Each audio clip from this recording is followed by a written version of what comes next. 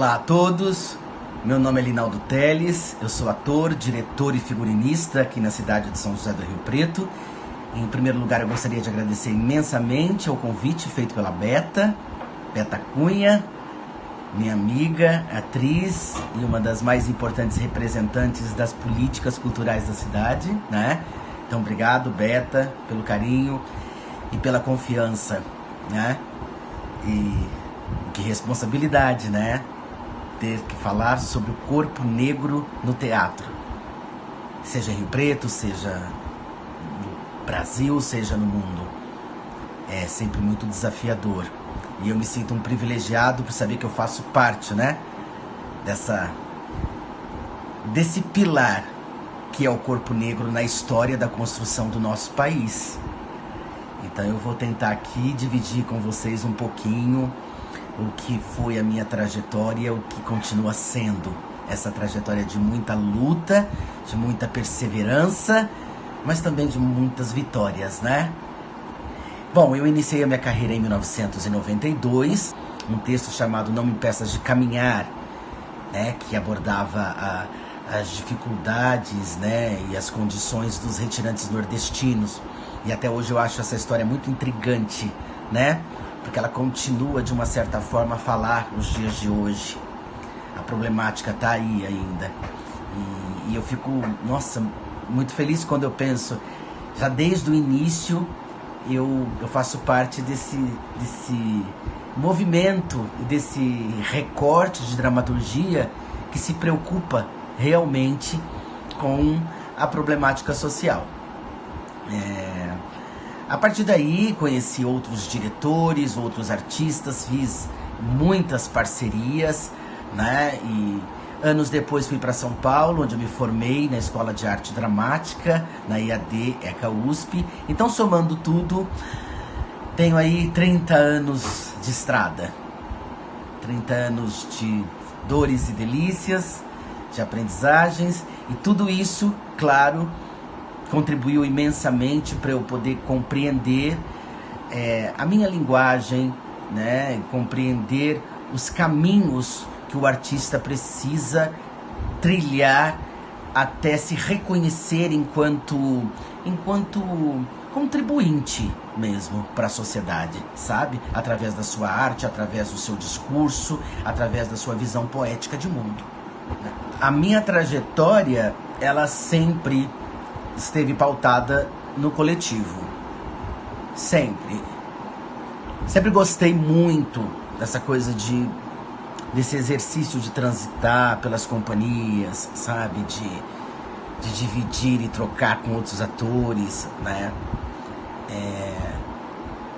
Mesmo sendo ator ou figurinista, ou dramaturgo, ou preparador de elenco, eu sempre gostei disso, né? Dessa troca de olhares, dessas identificações ou não identificações, porque isso também é importante. As contradições também te ajudam a compreender como que você se articula dentro desse movimento complexo que é a arte. Então, eu acho que quanto mais braços, visões, quanto mais envolvido você estiver, né, nessa massa de pessoas, mais você compreende aquele agrupamento que é o grande desafio, que é o público. É o agrupamento mais desafiador que o artista tem, de chegar, de se comunicar, de estabelecer uma relação de afetividade e de reflexão. Então, se você não conhece a natureza humana, se você não se envolve com os outros, fica muito difícil, porque sozinho é impossível. Então eu gosto disso, eu gosto de tribo. Eu sou nômade e gosto de pular, transitar por tribos. São muitas as referências que eu tenho. São muitos artistas negros importantes e essenciais na minha formação, sabe? Que me abriram aí o campo imagético. Cartola, Gil, Milton, Lima Barreto, Machado de Assis, Elza Soares, Grande Otelo, Mas assim, eu destacaria na nossa área de teatro o teatro experimental do negro. Eu acho que é de uma ruptura, de uma importância, de uma contribuição gigantesca, né? É um núcleo que foi criado pelo Abdias do Nascimento, ao lado da sua esposa Maria Nascimento, e que fazia um projeto belíssimo, né, de inclusão social, que preparavam ali, que alfabetizavam, né, empregadas domésticas, operários, e essas pessoas, né, iam para a cena. Essas pessoas iam falar a realidade. Então, são poetas, né? São os maiores poetas representantes que nós temos. E pessoas que bebiam dessa realidade, da crueza, né? Da indiferença, e poetizavam, né, a nossa realidade de uma maneira incrível. De uma contribuição no teatro brasileiro imprescindível.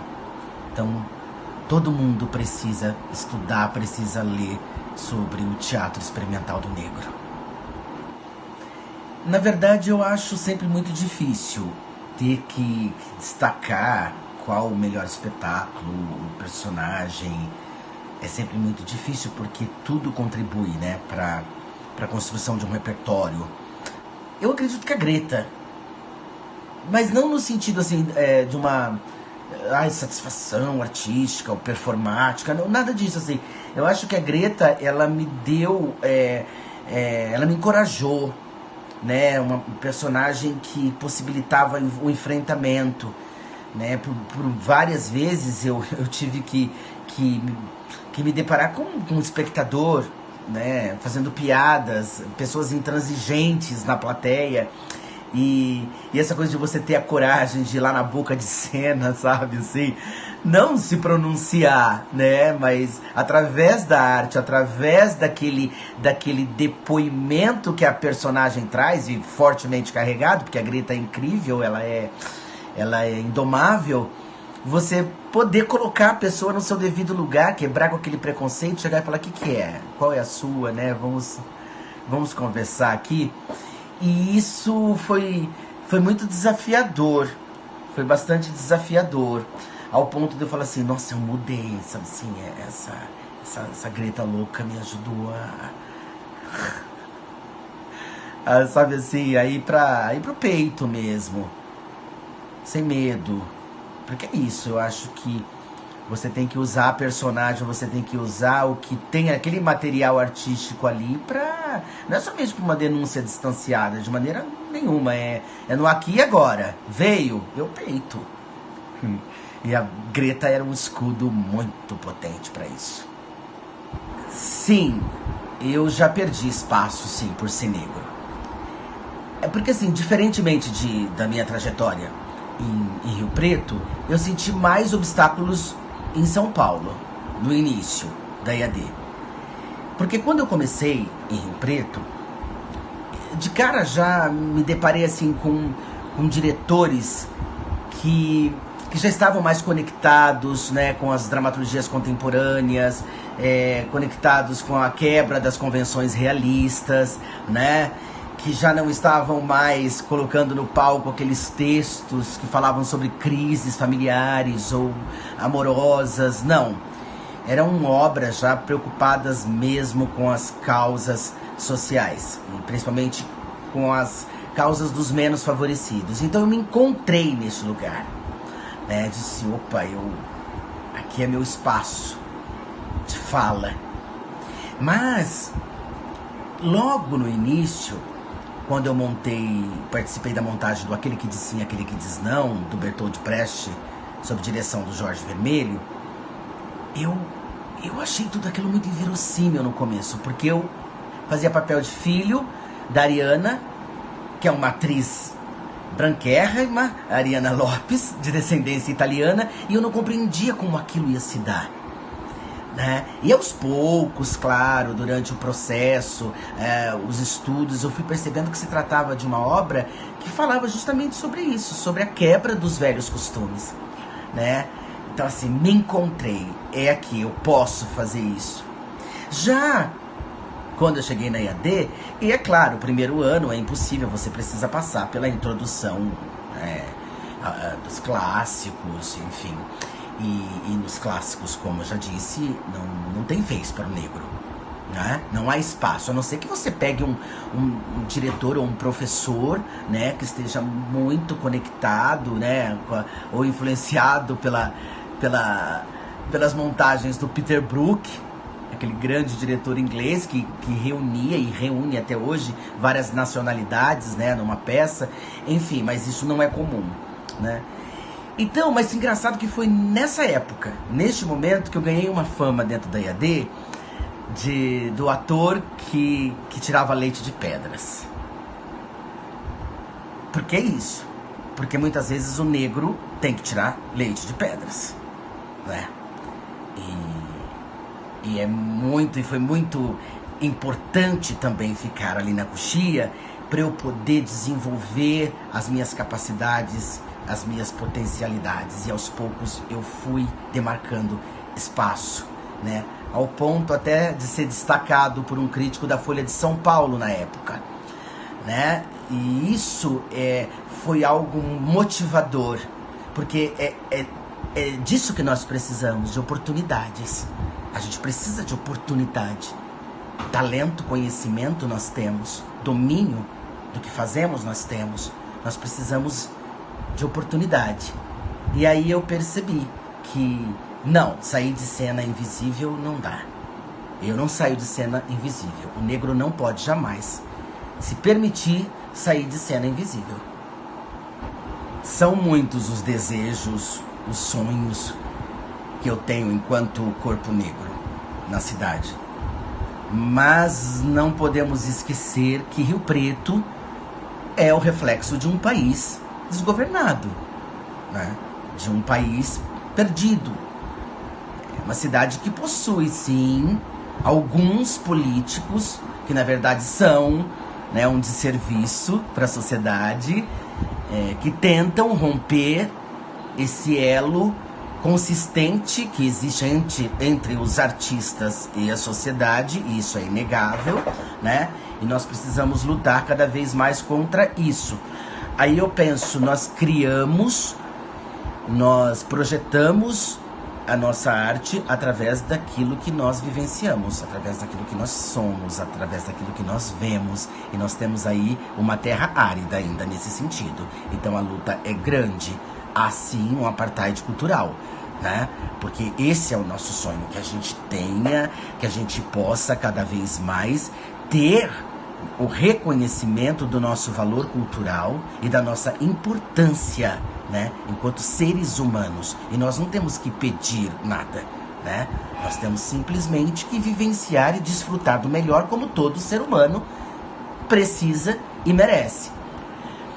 Mas agora, de uma certa forma, expandindo mais o pensamento, eu chego à conclusão que se a gente for analisar os registros históricos, principalmente as dramaturgias, né, escritas ali desde o início do século XIX, toda a problemática, toda a condição do negro e os problemas do sistema escravocrata eram discutidos na sala de jantar por atores brancos, né? As encenações todas eram voltadas para que os brancos falassem, né, a situação do negro, né? Desde o início, então, nós não tínhamos direito a essa narrativa, né? Ao falar, eu posso falar a minha história, eu posso contar a minha história. Não, o ator negro ficava ao lado da mesa com uma bandeja na mão, né, ouvindo falarem sobre a sua vida e sobre a sua realidade, né? Então meu sonho é esse, que a gente possa contar a nossa história, né? Isso ecoa também na teledramaturgia. Não precisamos dos atores brancos, os velhos e velhas consagrados, né?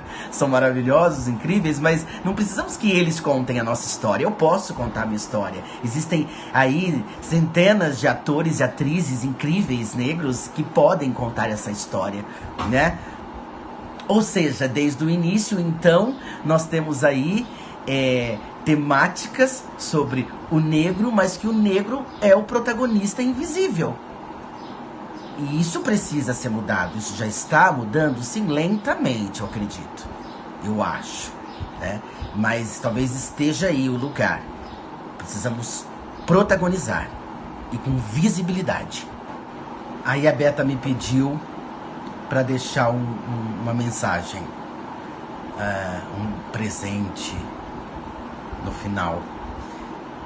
E eu não gosto muito de fazer isso, sabe?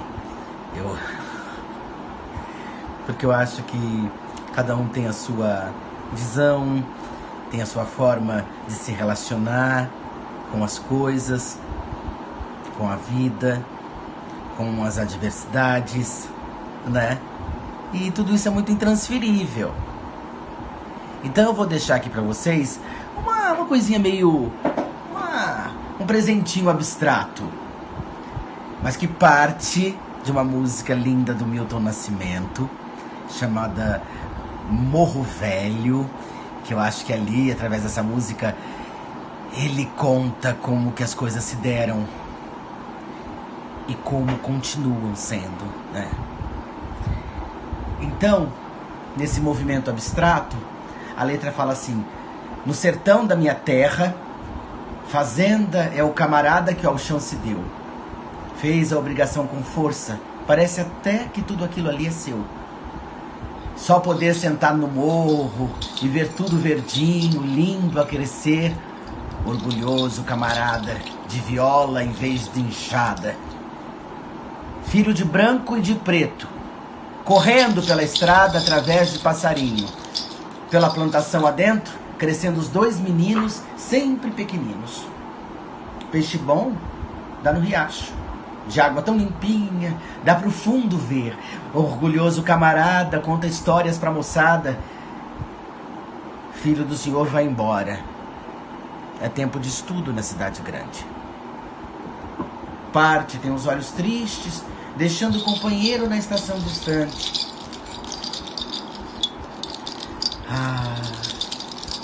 Não esqueça, amigo, eu vou voltar. Some longe de trenzinho, ao Deus dará. Quando volta, já é outro. Trouxe até sim a mocinha para apresentar. Linda como a luz da lua, que em lugar nenhum rebrilha como lá. Já tem nome de doutor. E agora na fazenda é quem vai mandar. E seu velho camarada já não brinca mais. Trabalha.